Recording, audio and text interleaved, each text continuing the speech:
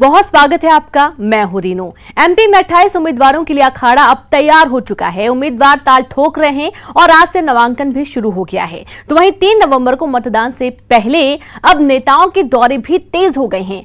दनादन चुनावी सभाएं हो रही हैं। सभी अपनी जीत के लिए एड़ी चोटी का जोर लगा रहे हैं। मतदाताओं को लुभाने की हर संभव कोशिश की जा रही है ताकि नतीजे आने के बाद किसी मलाल की गुंजाइश न रह जाए। तो उपचुनाव से जुड़ी ऐसी ही तमाम खबरों के साथ हम लेकर आए हैं खास कार्यक्रम 28 का अखाड़ा। तो आइए शुरू करते हैं।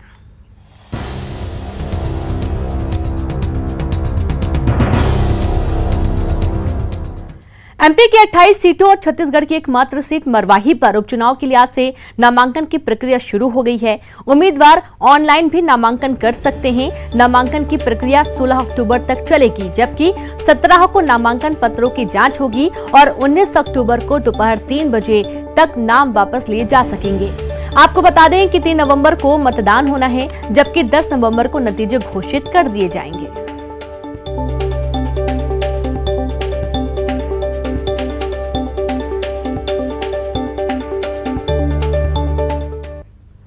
तो मतदान की तारीख जो नजदीक आ रही है, प्रचार ने जोर पकड़ लिया और नेताओं के ताबड़तोड़ दौरे हो रहे हैं। बीजेपी के लिए सीएम शिवराज सिंह चौहान और ज्योतिरादित्य सिंधिया ने मोर्चा संभाला है।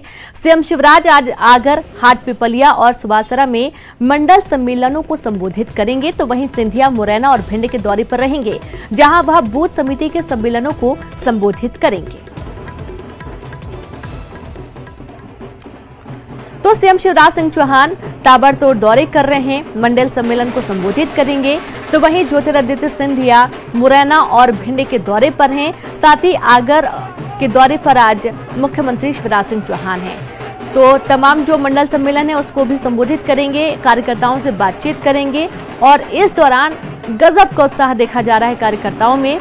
प्रत्येक दौरे में मुख्यमंत्री और ज्योतिरादित्य सिंधिया कार्यकर्ताओं में जोश भरने का भी काम कर रहे हैं। उपचुनाव में ज्योतिरादित्य सिंधिया की संपत्ति का मामला गर्मा गया। कांग्रेस की ओर से भूमाफिया बताने पर सिंधिया ने पलटवार किया और कहा है कि आप और हम जानते हैं कि मेरी संपत्ति 300 साल पुरानी है। सवाल उन लोगों से है जो नए नए महाराजा बने हैं। सिंधिया ने कहा कि मैं एक परिवार विशेष में पैदा हुआ और अगर यह मेरी गलती है तो मैं स्वीकार करता हूं।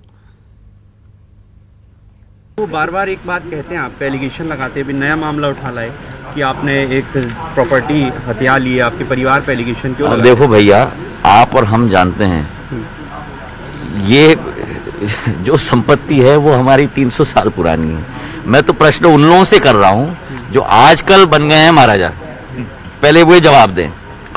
अब मेरी पैदाइश अगर एक घर में हुई है तो अगर वो मेरी गलती है तो मैं स्वीकार करता हूं। चुनावी माहौल में जात पात को लेकर नेताओं के बयानबाजी पर ज्योतिरादित्य सिंधिया ने बयान दिया। पिछले दिनों मंत्री इमरती का एक वीडियो वायरल हुआ था, जिसमें वो जनसंपर्क के दौरान जात पात की बात कर रही थी। सिंधिया ने कहा कि मैं सिंधिया परिवार का मुखिया हूं और न जात न पात, केवल जनता का विषय और जनता का विकास, यही हमारा एजेंडा होना चाहिए। कि हमारी बिरादरी की मंत्री है। मैं सिंधिया परिवार का मुखिया हूं। मैंने कल के हमारे सभाओं में भी कहा, न जात न पात, केवल जनता का भविष्य और जनता का विकास, ये हमारा एजेंडा होना चाहिए। मेरे लिए हर जाति, हर समुदाय, हर इंसान, हर मतदाता मेरे लिए मेरा भगवान है और उनका विकास करना मेरा धर्म है। ये रावत जी बैठे हैं। तो कुछ दिन पहले इमरती देवी का एक वीडियो तेजी से वायरल हुआ था, जिसमें वो जनसंपर्क के दौरान लोगों से जात पात की बात कर रही थी। लेकिन तांजे कहेंगे कि हमारे क्षेत्र की मंत्री है इमरती देवी, लेकिन तुम लोग ये कहोगे कि हमारी बिरादरी की मंत्री है। जहाँ खड़े हो जाओगे, कहीं भी मध्य प्रदेश के कोने पे खड़े हो जाओगे और जो कह दोगे कि हम डबरा के हैं और जाटव हैं, तो कोई तुम्हारी गली भी नहीं रोक सकता कि भाई अब जाटव मंत्री है, वहां की छोड़ दो, जा जान दो। महिला एवं बाल विकास मंत्री इमरती देवी के भाषण का एक वीडियो वायरल हुआ है और उसमें इमरती देवी लोगों से कह रही हैं कि मैंने उनसे कहा था कि उनसे कही थी कि महाराज साहब और मुख्यमंत्री जी ये सुन लो, झूठे नारियल मत फोड़ देना। इमरती देवी झूठ पसंद नहीं करती, जो भी नारियल फोड़ो वो सच्चा फोड़ना, जो भी प्लेट बने वो सच्ची बने। इमरती देवी आगे ये भी कह रही हैं कि सीएम ने जो भी भूमि पूजन किए उनके काम शुरू हो गए हैं, बांध, अस्पताल, सड़क सब बन रहे हैं। स्टेडियम का काम चालू होगा, कॉलेज का भी काम जल्दी से जल्दी चालू होने वाला है। ऐसे तो कई काम हमें दिए हैं उनने और हमारे काम भी चालू हो गए। और उनसे कही थी कि महाराज साहब और मुख्यमंत्री जी एक बात सुन लो, झूठे नारियल मत फोड़ देना। इमरती देवी झूठ पसंद नहीं चाहती, जो भी नारियल फोड़ो वो सच्चा फोड़ना, जो भी प्लेट बने वो सच्ची बने। लेकिन ये बात सही है कि जो भी काम है, चाहे आप जाके देख लो, 24 पर के अस्पताल का काम चालू होगा, स्टेडियम का काम चालू होगा, कॉलेज का भी काम जल्दी से जल्दी चालू होने वाला है, उदलपाड़े के रोड का भी काम चालू होगा, धूमेश्वर पवाई का भी रोड काम चालू, ऐसे कई रोड है, मैं गिनाऊंगी तो बहुत देर लग जाएगी। मुरैना पहुंचे ज्योतिरादित्य सिंधिया अलग ही अंदाज में कार्यकर्ताओं के बीच नजर आए। सिंधिया यहां बूथ लेवल पर कार्यकर्ताओं से बातचीत कर रहे थे और इस दौरान एक बीजेपी कार्यकर्ता ने अपना नाम दबी सी आवाज में सिंधिया को बताया, जिसके बाद सिंधिया ने कहा कि बीजेपी के कार्यकर्ता हूं, दम लगाकर बोलो, कहो महाराज मेरा नाम शिव कुमार है। हाँ बोलो ना महाराज मेरा ये नाम है। हाँ दम से बोलो और दम से बोलो। हाँ धीरे क्या बोल रहा है शिव कुमार शर्मा? रे पोलिंग पे कैसे बोलोगे अगर इतना धीरे से बोल रहे हो? हाँ बोलो ना महाराज मेरा ये नाम है। छतरपुर के बड़ा मलहरा उपचुनाव में अब कोरोना में सेवा करने के नाम पर वोट मांगा जा रहा है। जी हां, यह सच है। बड़ा मलहरा में बीजेपी के प्रत्याशी प्रद्युमन सिंह लोधी ने बीजेपी के कार्यकर्ता सम्मेलन में संबोधित करते हुए कहा कि मैं कोरोना लॉकडाउन के समय में कांग्रेस के नेताओं की तरह घर में छुपकर नहीं बैठा, बल्कि लोगों को कोरोना से बचाव के लिए मास्क बांटता रहा। वहीं सम्मेलन में बीजेपी के प्रदेश अध्यक्ष बीडी शर्मा ने कमलनाथ पर निशाना साधते हुए कहा कि उनकी 15 महीने की सरकार लूट खसोट में लगी रही। उन्होंने जो जनता से वादे किए थे वह सब भुला दिए गए थे और इस वजह से ज्योतिरादित्य सिंधिया सहित सभी कांग्रेस विधायक ने इस्तीफा देकर बीजेपी में शामिल हुए। उन्होंने प्रदेश में चल रही कई योजनाओं को कमलनाथ पर आरोप लगाया कि वह सिंचाई योजनाएं अपने छिंदवाड़ा क्षेत्र में ले गए।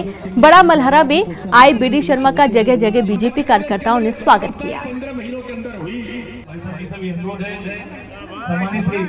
मैंने कहा नहीं, क्षेत्र की जनता को किसी प्रकार का दुख ना हो, मुझे भले हो जाए पर क्षेत्र की जनता किसी प्रकार का दुख ना रहे, इसलिए पूरे समय में आपके बीच में रहा हूं। केवल पैसा कैसे लूटा जा सकता है इस काम में कांग्रेस की सरकार लगी थी। उसी का परिणाम था कि चाहे प्रद्युमन लोधी हो, ज्योतिरादित्य सिंधिया जी हो या उनके साथ जो मित्र थे, उन्होंने कहा था कि मध्य प्रदेश के अंदर जो वादा अपने किसानों से, नौजवानों से, गरीबों से किए हैं, ये वादा खिलाफी हो रही है मध्य प्रदेश के अंदर और ये नहीं चलेगा मध्य प्रदेश के अंदर। केवल छिंदवाड़ा ही प्रदेश है। अरे बुंदेलखंड की सिंचाई परियोजना को, रीवा की बिंद की सिंचाई परियोजना को आप ट्रांसफर करके कहां ले जाते हैं? छिंदवाड़ा लेकर के चले जाते हैं। छतरपुर के बड़ा मलहरा सीट से बीजेपी प्रत्याशी प्रद्युमन सिंह लोधी और कांग्रेस विधायक आलोक चतुर्वेदी के बीच वार पलटवार का दौर शुरू हो चुका है।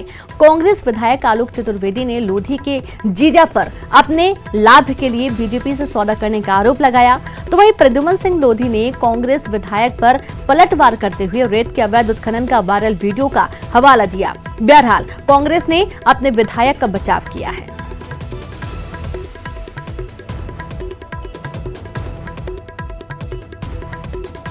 सिंह के जीजा सुरेंद्र सिंह ने सौदेबाजी करके प्रद्युम्न सिंह को भाजपा में पहुंचा दिया और भाजपा के लिए चुनाव लड़ने के लिए उन्होंने वहां पर सौदेबाजी की और मंत्री मतलब पद चाहते थे, लेकिन मंत्रिमंडल में पूरी संख्या होने के कारण उन्होंने अध्यक्ष में उनको अपने आप से संतोष करना पड़ा। का बड़ा वीडियो वायरल हुआ था चरण यादव के साथ, तो किसी ने देखा नहीं क्या?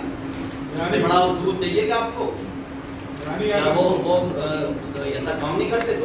अगर वो इनका काम करेंगे तो आप तो आरोप लगा के सत्ता करके बता दें तो मैं आपके नीचे से निकल जाऊंगा, जहाँ से कहेंगे वहां करेंगे। एक भी कोई आरोप लगा दें। ये रेट कोई मुद्दा नहीं है, मुद्दा है विकास और उनका जो उन्होंने पार्टी के साथ में जो गद्दारी की, ये मुद्दा है पूरे क्षेत्र में। रही बात क्षेत्रीय विधायक आलोक चतुर्वेदी जी की, तो उनकी पुश्तैनी माइनिंग का काम है, उनके कारोबार चलते हैं, वो लोग समय समय पर जो भी सरकार के द्वारा टैक्स दिया जाता है उनका देते हैं, कोई अवैध धंधा। इस बीच कांग्रेस ने अपने 28वें उम्मीदवार का भी ऐलान कर दिया है। कांग्रेस ने ब्यावरा से रामचंद्र दांगी को अपना उम्मीदवार बनाया है। रामचंद्र दांगी का मुकाबला बीजेपी के नारायण सिंह पवार से होगा। ब्यावरा सीट गोवर्धन दांगी के निधन के बाद से खाली हुई थी और आपको बता दें कि कांग्रेस की ओर से यह अंतिम नाम फाइनल किया गया है।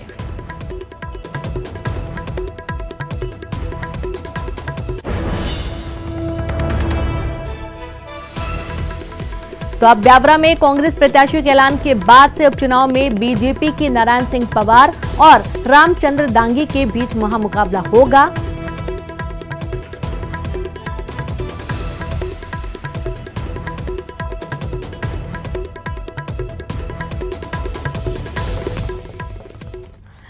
इधर उपचुनाव के बीच 12 अधिकारियों के तबादले कर दिए गए हैं और ये तबादले ग्वालियर, भिंड, राजगढ़ और मुरैना जैसे चुनाव वाले जिलों में हुए हैं।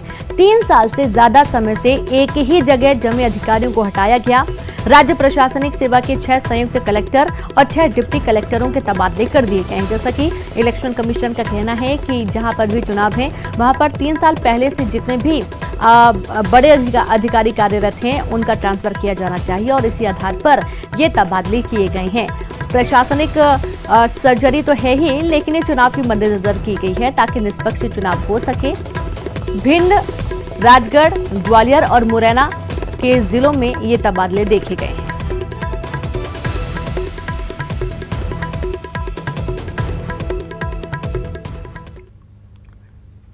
यूपी के हाथरस की घटना क्या प्रदेश के उपचुनाव में अपना असर डालेगी? यह सवाल इसलिए उठ रहा है क्योंकि बीजेपी और कांग्रेस की नजर उन 11 सीटों पर है जहां पर सबसे ज्यादा दलित वोट बैंक है। अब दलित वोट बैंक को लेकर बीजेपी और कांग्रेस में सियासत शुरू हो गई है। क्या हाथरस की घटना का उपचुनाव में होगा असर? 9 एससी और 2 एसटी सीटों पर सभी दलों की नजर। बीजेपी का कांग्रेस पर हिंसक घटनाएं कराने का आरोप। दलित वोट बैंक को साधने में जुटी बीजेपी और कांग्रेस। बीजेपी हो या फिर कांग्रेस, दोनों ही पार्टियों की नजर उपचुनाव की उन सीटों पर है जो कि दलित और आदिवासी क्षेत्र से आती हैं। दलित वोट बैंक को साधने के लिए बीजेपी के लाल सिंह आर्य को जिम्मेदारी दी गई है। बीजेपी का कहना है कि पार्टी जाति के आधार पर राजनीति नहीं करती। सबका साथ, सबका विकास पार्टी का नारा है और इसी नारे के तहत पार्टी जनता के बीच में जा रही है। बीजेपी ने आरोप लगाया है कि हाथरस की घटना के बाद कांग्रेस उपचुनाव के दौरान भी हिंसक घटनाओं को अंजाम देने की फिराक में है।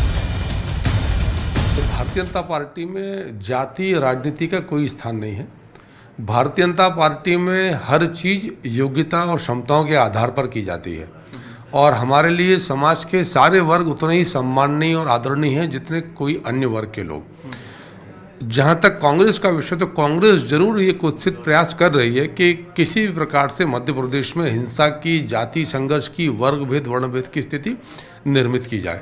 पर भारतीय जनता पार्टी इस प्रकार की जाति राजनीति की पक्षधर न पहले थी न अब है। जन विकास के मुद्दों पर सबका साथ सबका विकास, जब भारतीय जनता पार्टी की नीति स्पष्ट है, वो अपने आप में ये बताने के लिए परिचायक है, पर्याप्त है कि हमारे यहाँ यानी भारतीय जनता पार्टी में कोई वर्ग वर्ण भेद का अंतर नहीं है। उपचुनाव की 28 सीटों में 9 एससी, 2 एसटी की सीटें हैं। पिछली बार सभी सीटें कांग्रेस के पाले में गई थीं। इस बार बीजेपी इन पर कब्जा जमाने की कोशिश में है। कांग्रेस का कहना है कि यह सरकार दलित विरोधी सरकार है। दलितों पर होने वाली घटनाओं को लेकर सरकार चुप रहती है। हिंसा हम नहीं बल्कि बीजेपी कराती है। हमारी पार्टी पहले भी दलितों के साथ खड़ी थी और आज भी दलितों के साथ खड़ी है। जनता इन्हें जरूर सबक सिखाएगी। सबसे ज़्यादा दलित वर्ग के साथ उत्पीड़न की घटनाएं भाजपा सरकार में होती है। जब से शिवराज सरकार आई है आप देखिए रोज एक घटना सामने आ रही कि दलित वर्ग की महिला के साथ, बहन बेटी के साथ दुष्कर्म या अत्याचार या उत्पीड़न की घटनाएं बढ़ी। तो ये सारे मामले को हम विपक्ष के नाते जनता के बीच में ले जाएंगे। इसके आधार पर हम बताएंगे कि किस प्रकार इस वर्ग के साथ भाजपा अत्याचार करती है, अन्याय करती है। इसमें हिंसा का क्या काम? हिंसा तो भाजपा करती है। कल अनूपपुर में कमलनाथ जी के साथ हिंसा करने का प्रयास किया। कांग्रेस तो गांधी जी की पार्टी है, अहिंसा के पुजारी की पार्टी है, अहिंसा में हमारा विश्वास है। लेकिन यह सही है कि हाथरस की घटना और मध्य प्रदेश की घटनाओं ने साबित कर दिया है कि भाजपा दलित वर्ग की हितैषी खुद को बताती है, लेकिन सबसे बड़ी दुश्मन है। प्रदेश के 28 सीटों पर 3 नवंबर को वोटिंग होगी और 10 नवंबर को नतीजे आएंगे। उपचुनाव में बसपा बड़ा किरदार निभा सकती है। इस बात को भी नजरअंदाज नहीं किया जा सकता कि ग्वालियर चंबल में दलित मतदाताओं को काफी निर्णायक माना जाता है। यही नहीं, यहाँ की 2 सीटों पर बसपा 2018 विधानसभा चुनाव में प्रदेश में दूसरे नंबर पर रही थी। ग्वालियर चंबल की 16 में से 7 सीटों पर बसपा के प्रत्याशियों ने काफी निर्णायक वोट हासिल किए थे। मनोज राठौर, न्यूज़ 18, मध्य प्रदेश, भोपाल। उधर मरवाही उपचुनाव के लिए कांग्रेस के प्रदेश चुनाव समिति की आज बैठक होगी और यह बैठक कांग्रेस प्रत्याशियों के चयन के लिए है। बैठक में कांग्रेस के प्रदेश प्रभारी पीएल पुनिया और सीएम भूपेश बघेल मौजूद रहेंगे। पीएल पुनिया आज शाम 4 बजे रायपुर पहुंचेंगे और शाम 7 बजे कांग्रेस चुनाव समिति की बैठक में भाग लेंगे। बैठक में पीसीसी चीफ मोहन मरकाम और चुनाव समिति के दूसरे सदस्य भी शामिल होंगे।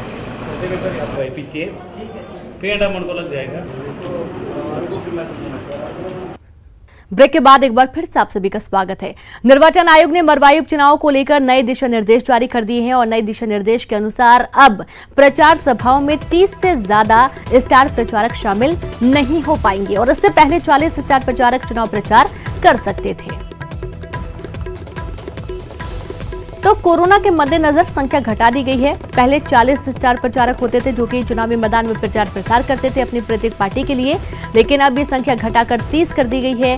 कारण बिल्कुल साफ है, ज्यादा भीड़ इकट्ठी ना हो और संख्या कम रहे और यही कारण है कि 40 से संख्या 30 स्टार प्रचारकों की गई है। मरवाही उपचुनाव से पहले जातीय प्रमाण पत्र मामले में घिरी ऋचा जोगी की मुश्किलें बढ़ सकती हैं।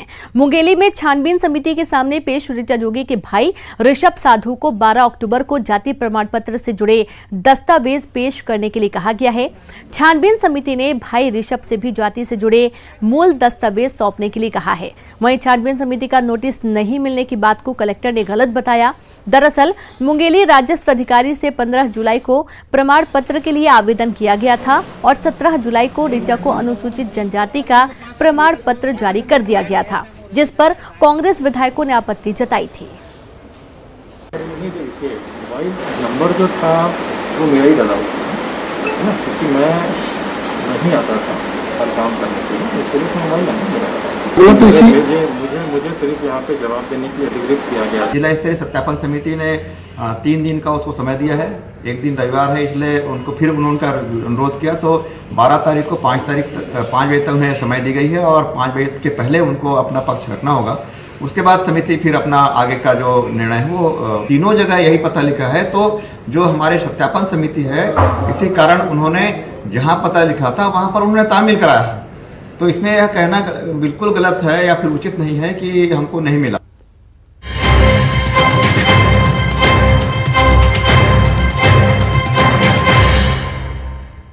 और बड़ी खबर है सिवनी से, जहां पर सड़क हादसा हुआ। सड़क हादसे में 2 गाड़ियां आमने सामने से टकरा गईं।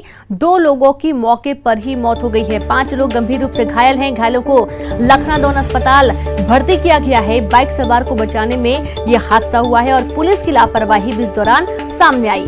तत्काल सूचना के बाद भी देर से पहुंची पुलिस, करीब 1 घंटे बाद भी पुलिस नहीं पहुंची और नेशनल हाईवे 7 पर हादसा हुआ है। लखनादौन थाने के गणेशगंज का ये पूरा मामला है और संवाददाता अजहर जुड़ गया। अजहर, ये कैसे हुई घटना?